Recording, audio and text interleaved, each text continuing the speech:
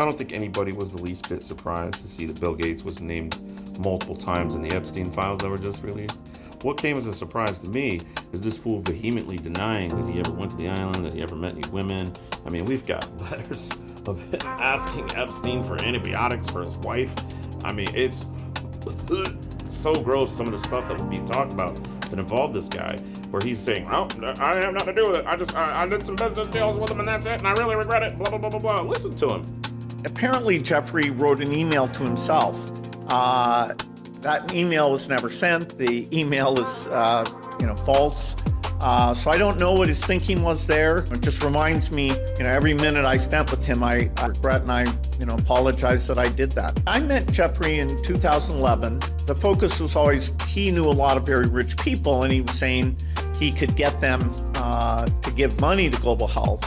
In retrospect, that was a dead end, and I was foolish to spend time with him. I was one of many people who regret ever knowing him.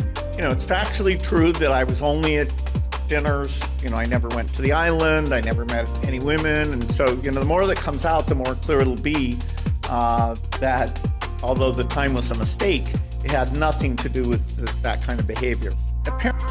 All bullshit aside, I mean, I'm not making excuses for Bill, but I don't believe a fucking word he says, because I know the day he took this fucking pie was the day he became a super villain. Watch it again just for funsies.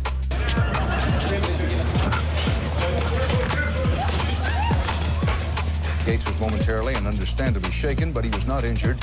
The hit squad piled on with 2 more pies before one of them was wrestled to the ground and arrested. The others released the moment and got away. Gates went inside, wiped his face clean, and made no comment. He then went ahead with his scheduled meeting.